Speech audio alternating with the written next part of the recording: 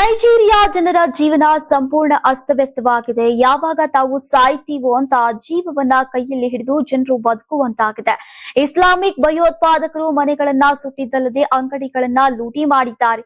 ಜನರನ್ನ ಕಟ್ಟಿಹಾಕಿ ಒಬ್ಬೊಬ್ಬರಾಗಿ 162 ಮಂದಿಯನ್ನ ಬಲಿ ಪಡೆದಿದ್ದಾರೆ.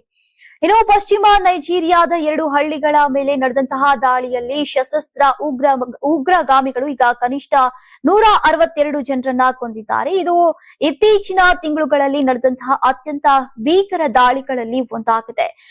ಕ್ವಾರಾ ರಾಜ್ಯದ ಓರೋ ಮತ್ತು ನೂಕು ಗ್ರಾಮಗಳನ್ನ ಗುರಿಯಾಗಿಸಿಕೊಂಡು ದಾಳಿಗಳು ನಡೆದಿವೆ.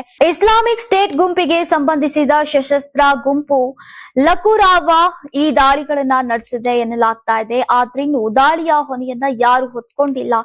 ನೈಜೀರಿಯಾ ಭದ್ರತಾ ಬಿಕ್ಕಟ್ಟನ್ನ ಎದುರಿಸ್ತಾ ಇದ್ದು ಈಶಾನ್ಯದಲ್ಲಿ ಇಸ್ಲಾಮಿಸ್ಟ್ ಉಗ್ರಗಾಮಿಗಳ ದಂಧೆ ಮತ್ತು ವಾಯುವ್ಯ ಮತ್ತು ಉತ್ತರ ಮಧ್ಯ ಪ್ರದೇಶಗಳಲ್ಲಿ ಬಂದೂಕುದಾರಿಗಳಿಂದ ಸುಲಿಗೆಗಾಗಿ ಅಪಹರಣಗಳು ಇತ್ತೀಚಿನ ತಿಂಗಳುಗಳಲ್ಲಿ ತೀವ್ರವಾಗಿ ಹೆಚ್ಚಾಗಿವೆ. ಪ್ರತ್ಯೇಕ ಘಟನೆಯಲ್ಲಿ ಈಗ ಕಟ್ಸಿನಾದ ಡೋಮಾ ಗ್ರಾಮದಲ್ಲಿ ಬಂದೂಕುದಾರಿಗಳು 13 ಜನರನ್ನ ಕೊಂದಿದ್ದಾರೆ ಅಂತ ಪೊಲೀಸ್ ವಕ್ತಾರ ಅಬೂಬಕರ್ ಸಾದಿಕ್ ಅಲಿಯು ಹೇಳಿದ್ದಾರೆ.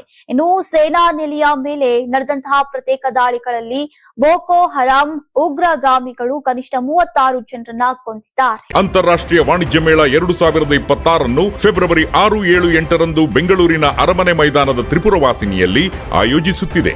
ಇದು ಕರ್ನಾಟಕ ಕೃಷಿ ಇಲಾಖೆ ಪ್ರಕಟಣೆ. ನೀವು ಸಣ್ಣ ಆಗ್ಬೇಕಲ್ವಾ? ಅದು ಒಂದು ಉತ್ತಮ ಆಹಾರದಿಂದ ಸಣ್ಣ ಆಗ್ಬೇಕಲ್ವಾ? ಪ್ರತಿದಿನ ನಮ್ಮ ಜೀನಿ ಸ್ಲಿಮ್ ನ ಯೂಸ್ ಮಾಡಿ ಯಾವುದೇ ಸೈಡ್ ಎಫೆಕ್ಟ್ ಇಲ್ದಂಗೆ ನೀವು ಸಣ್ಣ ಆಗ್ತೀರಾ. ಯಾರಾಗ್ತಾರೆ ಎಂಎಲ್ಎ ಅಭ್ಯರ್ಥಿ 2028 ಶೀಘ್ರದಲ್ಲೇ. ಪ್ರತಿದಿನ ಒಂದೊಂದು ಕ್ಷೇತ್ರದ ಟಿಕೆಟ್ ಆಕಾಂಕ್ಷಿಗಳ ಸಂಪೂರ್ಣ ಮಾಹಿತಿ ಪೊಲಿಟಿಕಲ್ ಜರ್ನಲಿಸ್ಟ್ KM ಶಿವಕುಮಾರ್ ಅವರಿಂದ. ಕರ್ನಾಟಕದ ನಂಬರ್ 1 ಡಿಜಿಟಲ್ ಮೀಡಿಯಾ ನಿಮ್ಮ ನೆಚ್ಚಿನ ಕರ್ನಾಟಕ ಟಿವಿಯಲ್ಲಿ ಮಾತ್ರ.